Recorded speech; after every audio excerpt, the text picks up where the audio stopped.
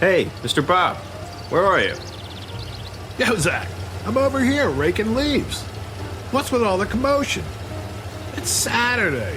What are you doing around here on a weekend? Off to do a little research for class, another road trip. I was hoping you'd ride shotgun. Interested? Mr. Kennedy, you always pique my curiosity. Where are we going? Just grab your bicycle and throw it in the back of the truck. I'll tell you on the way.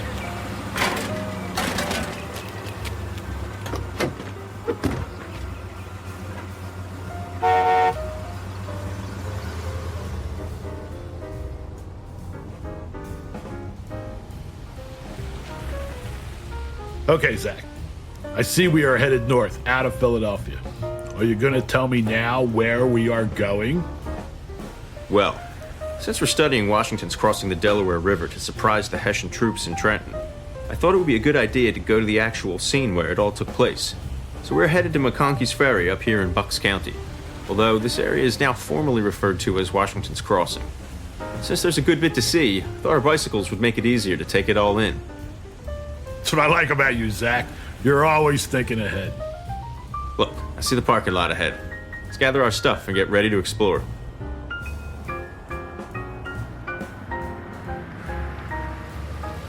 Well, Zach, I can see why Washington and his boys wanted to hang out around here.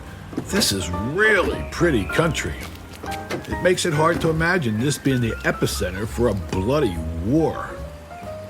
I know, right? But being here, it's also easy to see why Washington chose this site as his launching point for this great offensive.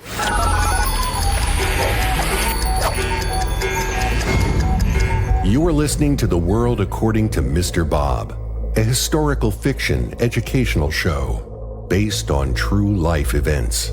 Some sounds and language may be inappropriate. Listener discretion is advised.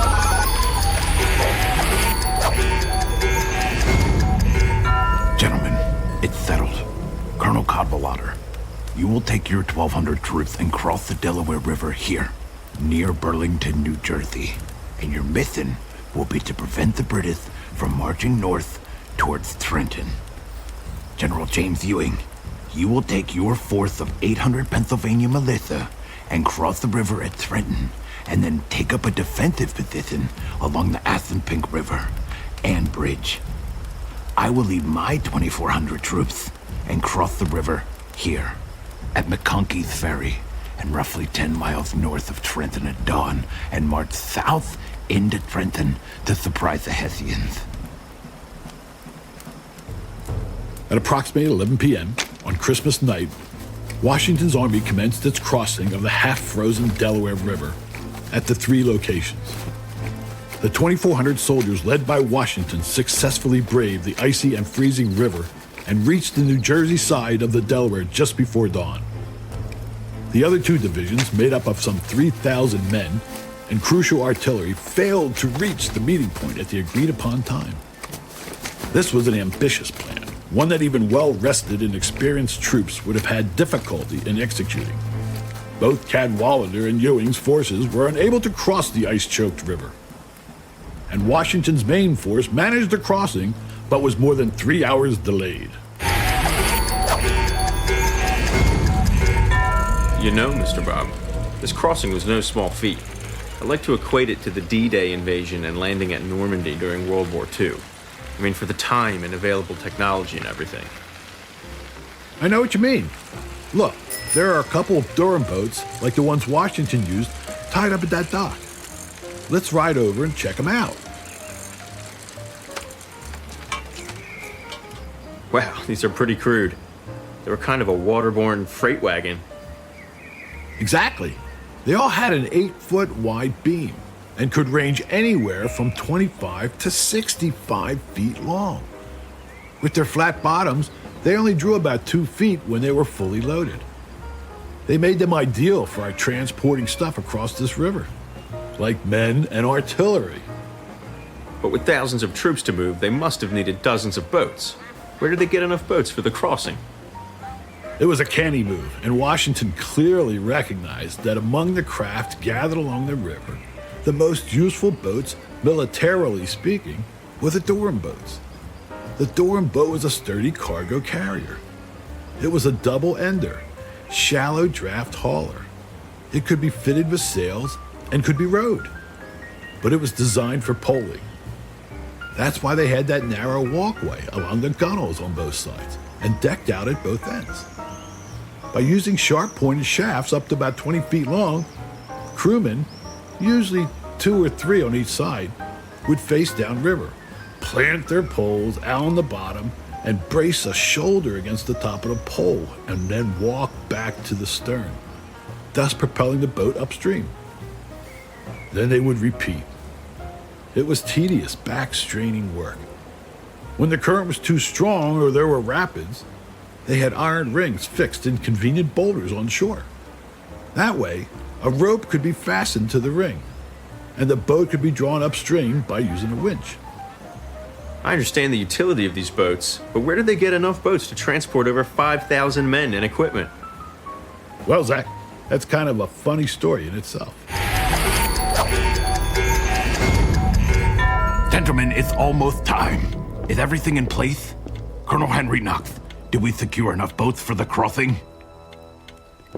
General Washington, I had my men scour the area for miles. I'm awaiting a progress report from my sergeant any minute now. Come in. Johnny Franklin? What are you doing here? Hey, George. Excuse me. I mean your generalship. Sir General Washington, it's Sergeant Franklin now. Sergeant? Oh, bother. But again, why are you here? Well, I just came to report to Colonel Knox that we just secured every boat within 10 miles, north or south of Trenton. Johnny, that's great. How many Durham boats did you get? We tied up 16 boats over there, behind McConkey's Ferry. 16? Johnny, I've got to move 5,000 troops, plus horses, plus artillery, plus... Well, we also got you 4 flatbed barges. And honestly, General, there's not another boat on either side of the river. Then we'll have to make do. Thank you for your efforts, Johnny. Gentlemen, the time has come.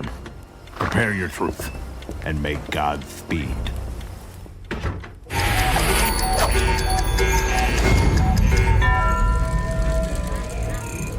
And that was only the beginning of Washington's trouble that night. The 29-degree weather was being fueled by a fierce nor'easter. Look across there, Zach. What's that? About 300 yards to the other side? Would you want to be out there under those conditions? And just to add to his troubles, his north and south support from General Cadwalader and General Ewing never made it across. Yeah. Despite all that, after Washington's troops made it across, they still had to march 4 hours into Trenton to surprise the Hessians. The logistics just blow me away. Well, all this bike riding is blowing me away. I sure could use a burger. How about you? My treat. If only Washington had that kind of motivation, crossing would have been a piece of cake. Let's go.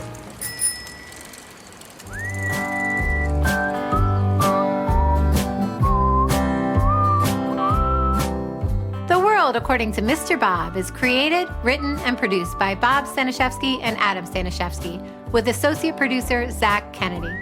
Recorded and mixed at Crooked Lane Sound in Cherry Hill, New Jersey by audio engineer and sound designer Adam Staniszewski. Episode number 7 of Season 1 is titled Washington Crossing the Delaware. It features Zach Kennedy as himself, Bob Staniszewski is Mr. Bob, and Brett Slavin performs George Washington. Mr. Bob's graphics were designed by J.R. Farrell at Promotional Graphics, Doylestown, PA. The theme songs are provided by Silent Partner and Ease Jammy Jams. For a full list of character and musical credits, please check out our website, theworldacordingtomrbob.com. And while you're on the internet, please follow our Facebook page for updates. Hit the like and subscribe button on our YouTube channel. If you want to advertise or sponsor the show, please email us at worldofmrbob@gmail.com. Or to support Mr. Bob, PayPal him at worldofmrbob. Mr. Bob would greatly appreciate it. I'm Danielle Byrne, announcer extraordinaire.